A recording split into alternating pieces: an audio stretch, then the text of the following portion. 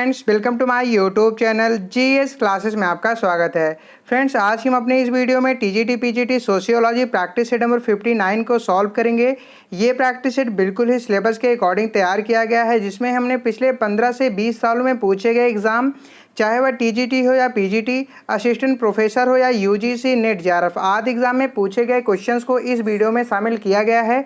तो वीडियो को पूरा देखिएगा और हाँ, अगर आपको वीडियो पसंद आए तो वीडियो को लाइक ज़रूर कर दीजिएगा। और साथ ही साथ प्रैक्टिस सेट को सॉल्व करने के बाद कमेंट बॉक्स में कमेंट करके ये ज़रूर बताइएगा कि आज के प्रैक्टिस सेट में आपके टोटल कितने क्वेश्चन सही हुए। तो चलिए सॉल्व करते हैं आज के हमारे प्रैक्टिस सेट नंबर 59 के क्वेश्चन नंबर 1 को।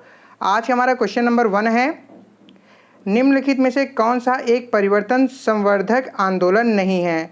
ऑप्शन नंबर ए है साक्षरता आंदोलन, ऑप्शन नंबर बी है महिला मुक्ति आंदोलन, ऑप्शन नंबर सी है दलित आंदोलन और ऑप्शन नंबर डी है आरक्षण विरोधी आंदोलन। तो इस क्वेश्चन का राइट आंसर क्या आएगा? तो इस क्वेश्चन का राइट आंसर होगा हमारा ऑप्शन नंबर डी, यानी कि आरक्षण विरोधी आंदोलन। साक्षरता आंदोलन के द्वारा क्या है? साक्षरता आंदोलन के द्वारा हम समाज में शिक्षा का प्रसार करके परिवर्तन लाते हैं। महिला मुक्त आंदोलन क्यों हुआ था? महिला मुक्त आंदोलन से स्त्रियों के सामाजिक सुधार का जो है स्तर ऊंचा कर सकते हैं। और दलित आंदोलन में क्या है? दलित आंदोलन से अछूतों की निम्न सामाजिक स्थिति को उच्च करने का प्रयास करते हैं। लेकिन आरक्षण विरोधी आंदोलन, जो कि अत्यंत पिछड़े तबकों के लिए तबकों के उत्थान का जो है विरोधी कहलाएगा। तर्क संगत जो है यह नहीं है। तो क्वेश्चन का राइट आंसर हो जाएगा हमारा ऑप्शन नंबर डी, यानी कि कह रहा है कि निम्नलिखित में से कौन सा एक परिवर्तन संवर्धक आंदोलन नहीं है। तो यह जो आरक्षण विरोधी आंदोलन है, यह एक परिवर्तक संवर्धक आंदोलन नहीं है। तो क्वेश्चन का राइट आंसर हो जाएगा हमारा ऑप्शन नंबर डी। आज का हमारा सेकेंड क्वेश्चन है, सूची 1 को सूची 2 से सुमेलित कीजिए तथा सूचियों के नीचे दिए गए कोड का प्रयोग करते हुए सही उत्तर का चुनाव कीजिए। तो यहाँ पे सूची नंबर 1 दिया गया है और ये हमारा सूची नंबर 2 है। इन्हें हमें आपस में मिलान करना है। तो आइए मिलान करते हैं। पहला है दलित आंदोलन। दलित आंदोलन में कौन थे? तो दलित आंदोलन का संबंध किससे है? तो दलित आंदोलन का संबंध है डॉक्टर BR अम्बेडकर से। किससे? डॉक्टर BR अम्बेडकर से। नक्सलवादी आंदोलन किससे संबंधित है? नक्सलवादी आंदोलन संबंधित है चारू मजूमदार से। और चिपको आंदोलन किससे संबंधित है? तो चिपको आंदोलन संबंधित है सुंदरलाल बहुगुणा से। और लास्ट है केरल का SNDP की संबंधित है। यह संबंधित है श्री नारायण गुरु स्वामी से। तो इस क्वेश्चन का राइट आंसर क्या हो जाएगा हमारा? तो इस क्वेश्चन का राइट आंसर होगा हमारा ऑप्शन नंबर सी।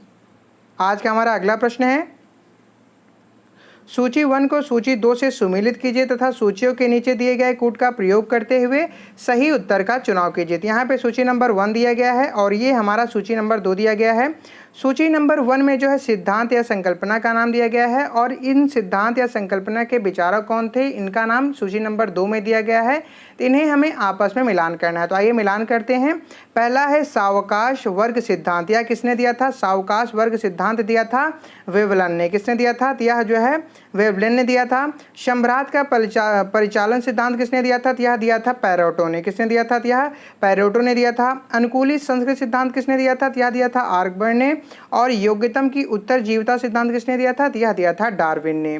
तो इस क्वेश्चन का राइट आंसर क्या हो जाएगा हमारा? इस क्वेश्चन का राइट आंसर होगा ऑप्शन नंबर ए।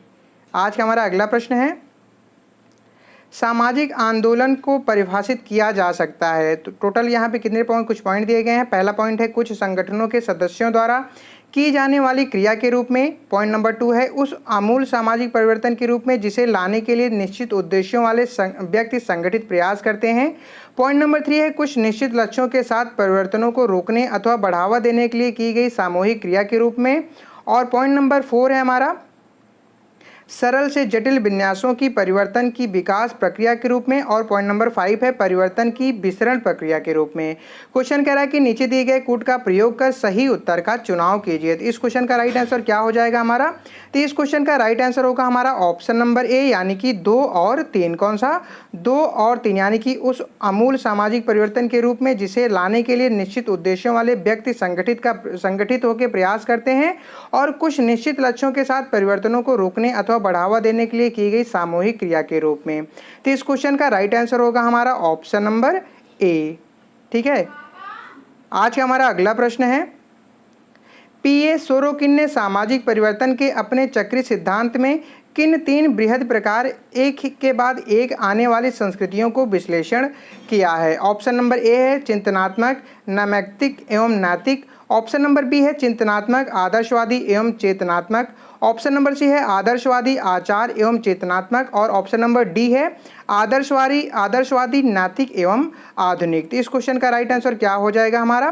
तो इस क्वेश्चन का राइट आंसर होगा हमारा ऑप्शन नंबर बी, यानी कि चिंतनात्मक, आदर्शवादी एवं चेतनात्मक। चक्रीय सिद्धांत का प्रतिपादन पी.ए. सोरोकिन ने अपनी प्रसिद्ध पुस्तक सोशल एंड कल्चरल डायनेमिक्स में 1937 में किया है।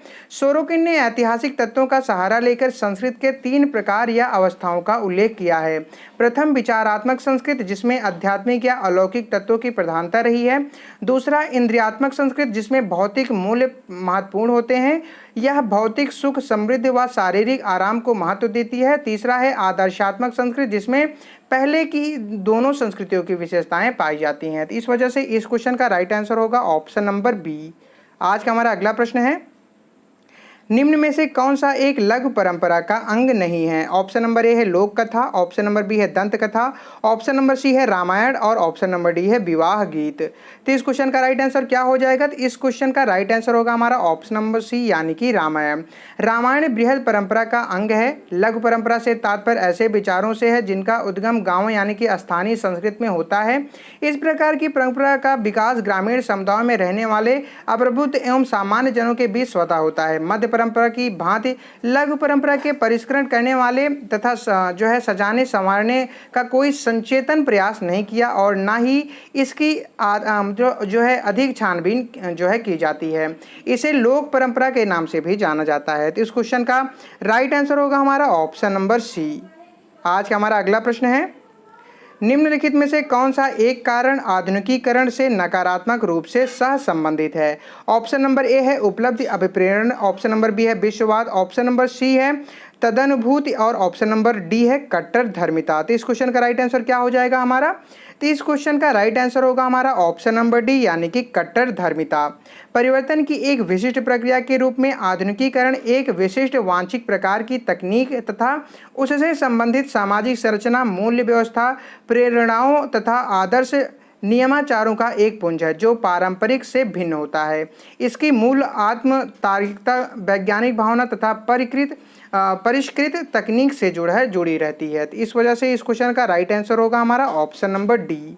आज का हमारा अगला प्रश्न है, कितने सामाजिक आंदोलन को किसी स्थानीय समुदाय या एकल घटना से परे जाकर व्यवस्थित प्रयास पूर्वक लोगों की सोच और व्यवहार के तरीकों को परिवर्तित करने वाले सामूहिक प्रयास के रूप में परिभाषित किया है?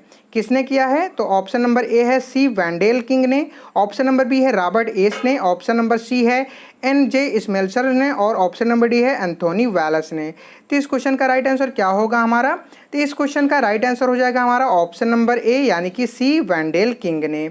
सी वैंडेल किंग ने सामाजिक आंदोलन की व्याख्या मुख्यतः अमेरिका के संदर्भ में की है। इस परिभाषा में वे इस बात पर जोर देते हैं कि सामाजिक आंदोलन किसी स्थानीय समुदाय से ऊपर उठकर बृहद समुदाय को अपनी परिधि में लेता है। इस तरह यह अपने कलेवर में किसी एक मुद्दे का ही समावेश न करके कई उद्देश्यों को अपनी सीमा में लेते हैं।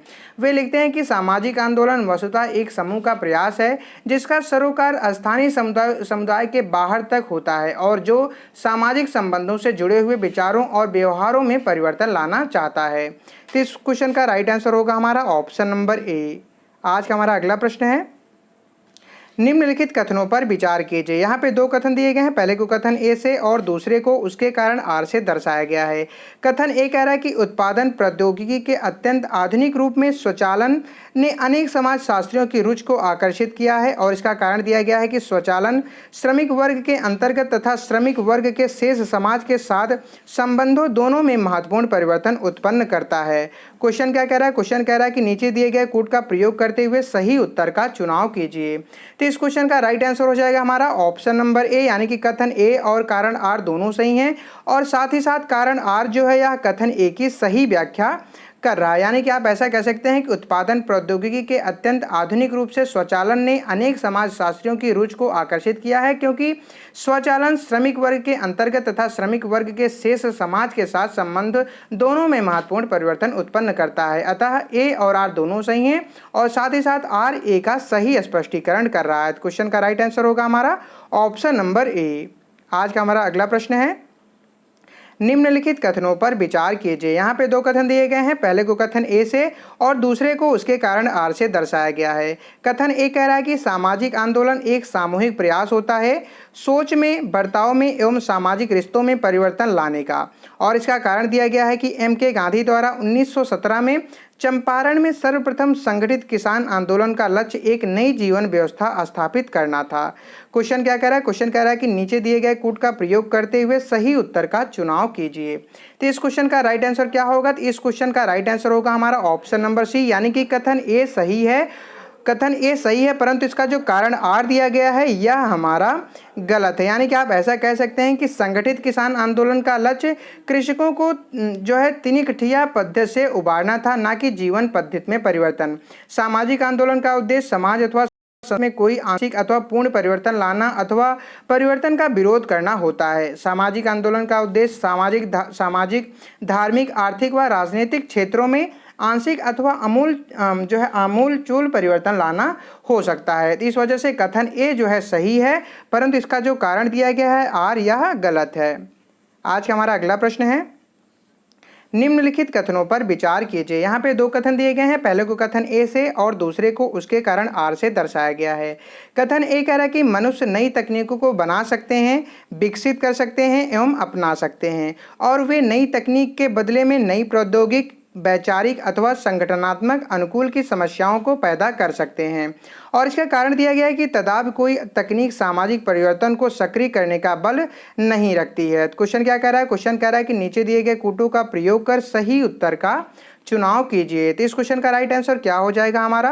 तो इस क्वेश्चन का राइट आंसर होगा हमारा ऑप्शन नंबर सी, यानी कि कथन ए सही है, परंतु इसका जो कारण दिया गया है आर, यह हमारा गलत है। यानी कि आप ऐसा कह सकते हैं कि नई प्रौद्योगिकी सामाजिक परिवर्तन में महत्वपूर्ण भूमिका निभाती है, यह सामाजिक परिवर्तन को सक्रिय करने का बल रखती है। अतः ए सही है, परंतु आर जो है यह हमारा गलत है। आज का हमारा अगला प्रश्न है, निम्नलिखित कथनों पर विचार कीजिए। यहाँ पे दो कथन दिए गए हैं, पहले को कथन ए से और दूसरे को उसके कारण आर से दर्शाया गया है। कथन ए कह रहा है कि 20वीं शताब्दी में सामाजिक जीवन की प्रायः सभी बीमाओं में परिवर्तन की दर बढ़ती हुई रही है, और इसका कारण दिया गया है उत्तर आधुनिक काल तक हुए प्रौद्योगिकी नव परिवर्तनों तथा औद्योगिक उन्नति ने सामाजिक परिवर्तन की प्रक्रिया को अत्यधिक गति प्रदान की है। क्वेश्चन क्या कह रहा है? क्वेश्चन कह रहा है कि नीचे दिए गए कूट का प्रयोग करते हुए सही उत्तर का चुनाव कीजिए। तो इस क्वेश्चन का राइट आंसर क्या हो जाएगा हमारा? तो इस क्वेश्चन का राइट आंसर होगा हमारा ऑप्शन नंबर ए, यानी कि कथन ए और आर दोनों सही हैं, और साथ ही साथ कारण आर ए की सही व्याख्या कर रहा है। यानी कि आप ऐसा कह सकते हैं कि 20वीं शताब्दी में सामाजिक जीवन की प्रायः सभी बीमाओं में परिवर्तन की दर बढ़ती हुई रही है, क्योंकि उत्तर आधुनिक काल तक हुए प्रौद्योगिकी नव परिवर्तनों तथा औद्योगिक उन्नति ने सामाजिक परिवर्तन की प्रक्रिया को अधिक गति प्रदान की है। अतः ए और आर दोनों सही हैं, और साथ ही साथ जो है आर जो है यह ए की सही स्पष्टीकरण कर रहा है। क्वेश्चन का राइट आंसर होगा हमारा ऑप्शन नंबर ए। आज का हमारा अगला प्रश्न है, निम्नलिखित कथनों पर विचार कीजिए। यहाँ पे दो कथन दिए गए हैं, पहले को कथन ए से और दूसरे को उसके कारण आर से दर्शाया गया है। कथन ए कह रहा है कि इतिहास के दौरान इस्लाम एवं ईसाई धर्म के आगमन के कारण भारतीय समाज में जबरदस्त परिवर्तन आया है, और इसका कारण दिया गया है कि सामाजिक परिवर्तन मुख्य रूप से परिवर्तन के अंतर्जात एवं बहिर्जात दोनों कारणों के प्रति व्यवस्थाओं के समायोजन के कारण घटित होते हैं। क्वेश्चन क्या कह रहा है? क्वेश्चन कह रहा है कि नीचे दिए गए कूट का प्रयोग करते हुए सही उत्तर का चुनाव कीजिए। तो इस क्वेश्चन का राइट आंसर क्या हो जाएगा हमारा? तो इस क्वेश्चन का राइट आंसर होगा हमारा ऑप्शन नंबर ए, यानी कि कथन ए और आर दोनों सही हैं, और साथ ही साथ कारण आर ए की सही व्याख्या कर रहा है। यानी कि आप ऐसा भी कह सकते हैं कि इतिहास के दौरान इस्लाम एवं ईसाई धर्म के आगमन के कारण भारतीय समाज में काफ़ी परिवर्तन आया। सामाजिक परिवर्तन मुख्य रूप से परिवर्तन के जो है अंतर्जातीय एवं बहिर्जातीय दोनों कारणों प्रति व्यवस्थाओं के समायोजन के कारण घटित होते हैं। अतः ए और आर दोनों सही हैं और साथ ही साथ कारण आर जो है यह ए की सही स्पष्टीकरण कर रहा है। क्वेश्चन का राइट आंसर होगा हमारा ऑप्शन नंबर ए। आज का हमारा अगला प्रश्न है, निम्नलिखित कथनों पर विचार कीजिए। यहाँ पे दो कथन दिए गए हैं, पहले को कथन ए से और दूसरे को उसके कारण आर से दर्शाया गया है। कथन ए कह रहा है हमारा कानून सामाजिक नियंत्रण का एक अभिकरण है और इसका कारण दिया गया है कि राज्य कानून के माध्यम से ही सामाजिक परिवर्तन लाता है। क्वेश्चन क्या कह रहा है, क्वेश्चन कह रहा है कि नीचे दिए गए कूटों का प्रयोग करते हुए सही उत्तर का चुनाव कीजिए। तो इस क्वेश्चन का राइट आंसर क्या हो जाएगा हमारा, इस क्वेश्चन का राइट आंसर होगा हमारा ऑप्शन नंबर सी, यानी कि कथन ए सही है परंतु जो इसका कारण आर दिया गया है वह हमारा गलत है। ठीक है, कानून सामाजिक नियंत्रण का एक अभिकरण है। राज्य केवल कानून अपितु अन्य कई विकास योजनाओं के माध्यम से भी सामाजिक परिवर्तन को संभव बनाता है। कानून राज्य की औपचारिक नियंत्रण शक्ति है। राज्य के कानून इसलिए कारगर सिद्ध होते हैं कि उनके पीछे संपूर्ण राज्य की शक्ति होती है, जैसे कि पुलिस, न्यायालय, जेल एवं सेना की शक्ति। ठीक है, इस वजह से कथन ए सही है परंतु जो इसका कारण दिया गया है आर, यह गलत है। क्वेश्चन का राइट आंसर क्या होगा, क्वेश्चन का राइट आंसर हो जाएगा हमारा ऑप्शन नंबर सी। आज का हमारा अगला प्रश्न है, भूदान आंदोलन जिस उग्र किसान आंदोलन के पश्चात प्रारंभ किया गया वह है। ऑप्शन नंबर ए है नक्सलबाड़ी आंदोलन, ऑप्शन नंबर बी है तेभागा आंदोलन, ऑप्शन नंबर सी है तेलंगाना आंदोलन और ऑप्शन नंबर डी है बिजोलियान आंदोलन। तो इस क्वेश्चन का राइट आंसर क्या हो जाएगा हमारा, तो इस क्वेश्चन का राइट आंसर होगा हमारा ऑप्शन नंबर सी, यानी कि तेलंगाना आंदोलन। भूदान आंदोलन जो है भूदान आंदोलन विनोबा भावे ने शुरू किया था। भूदान आंदोलन किसने शुरू किया था, तो यह जो है विनोबा भावे ने शुरू किया था। विनोबा भावे ने शुरू किया था। हैदराबाद से विनोबा जी ने सर्वप्रथम वहां के किसानों से भूमिदान के लिए कहा और वहीं से भूदान आंदोलन की शुरुआत की। क्वेश्चन का राइट आंसर होगा ऑप्शन नंबर सी। आज का हमारा अगला प्रश्न है, बंगाल ने दिसंबर 1946 से मार्च 1947 तक बटाईदारों का एक व्यापक आंदोलन देखा जिसको तेभागा आंदोलन के नाम से जाना जाता है। तेभागा शब्द यहाँ उपलक्षित करता है। तो इस क्वेश्चन का राइट आंसर क्या हो जाएगा, ऑप्शन नंबर ए है बटाईदार के लिए उत्पादन का 3/4 रख लेना, ऑप्शन नंबर बी है बटाईदार के लिए उत्पादन का आधा रख लेना, ऑप्शन नंबर सी है बटाईदार के लिए उत्पादन का 2/3 रख लेना और ऑप्शन नंबर डी है भूस्वामी के खानार के स्थान पर संपूर्ण उत्पादन का ढेर बटाईदार के ही खानार में रखना। तो इस क्वेश्चन का राइट आंसर हमारा क्या हो जाएगा, तो इस क्वेश्चन का राइट आंसर होगा हमारा ऑप्शन नंबर सी, यानी कि बटाईदार के उत्पादन का 2/3 रख लेना। तेभागा आंदोलन बंगाल का एक किसान आंदोलन था। तेभागा का अर्थ होता है 1/3। 1946 के उत्तरार्ध में बंगाल के बटाईदारों ने ऐलान करना शुरू किया कि वे अब जोतेदारों का यानी कि भूस्वामियों उपज का आधा हिस्सा नहीं बल्कि 1/3 हिस्सा देंगे और हिस्सा बंटने तक उपज उनके अपने खलिहानों में रहेगी। तो इस क्वेश्चन का राइट आंसर होगा हमारा ऑप्शन नंबर सी। आज का हमारा अगला प्रश्न है, 1974 में गढ़वाल में मनो उन्मूलन के विरोध में हुए अहिंसक आंदोलन में जब वन अधिकारी और ठेकेदारों ने पेड़ों को गिराने आए तो स्त्रियों ने पेड़ों को काटने से बचाने के लिए पेड़ों से लिपट गई। इस आंदोलन का नाम क्या है, ऑप्शन नंबर ए है चिपको आंदोलन, ऑप्शन नंबर बी है पर्यावरणीय आंदोलन, ऑप्शन नंबर सी है गढ़वाल आंदोलन और ऑप्शन नंबर डी है तेभागा आंदोलन। तो इस क्वेश्चन का राइट आंसर क्या हो जाएगा हमारा, इस क्वेश्चन का राइट आंसर होगा हमारा ऑप्शन नंबर ए सॉरी यानी कि चिपको आंदोलन। 1974 में गढ़वाल में मनो उन्मूलन के विरोध में हुए अहिंसक आंदोलन में जब वन अधिकारी और ठेकेदार जो है पेड़ को गिराने आए तो वहां की स्त्रियों ने पेड़ों को काटने से बचाने के लिए पेड़ों से लिपट गई। इस आंदोलन का नाम चिपको आंदोलन था। ठीक है, जो प्रसिद्ध पर्यावरणीय सुंदर विद्वान जो है सुंदरलाल बहुगुणा के नेतृत्व में चलाया गया था। चिपको आंदोलन से जो है चड्डी प्रसाद भट्ट का भी नाम जो है जुड़ा हुआ है। ये सुविख्यात पर्यावरणीयविद हैं या ये जो है क्या थे, ये सुविख्यात जो है पर्यावरण जो है विद्वान थे। इन्हें रेमन मैग्सेसे पुरस्कार भी जो है प्रदान किया गया है। तो इस क्वेश्चन का राइट आंसर होगा हमारा ऑप्शन नंबर ए। आज का हमारा अगला प्रश्न है, झारखंड आंदोलन निम्नलिखित मुद्दों को लेकर संगठित है। पॉइंट नंबर 1 है भूमि एवं वन विसंबंधन, और पॉइंट नंबर 2 है असमान विकास, पॉइंट नंबर 3 है निरक्षरता, पॉइंट नंबर 4 है कार्यवंचन और पॉइंट नंबर 5 है पृथक्करण। क्वेश्चन कह रहा है कि नीचे दिए गए कूट का प्रयोग करते हुए सही उत्तर का चुनाव कीजिए। तो इस क्वेश्चन का राइट आंसर क्या होगा? तो इस क्वेश्चन का राइट आंसर हो जाएगा हमारा ऑप्शन नंबर सी। क्या हो जाएगा?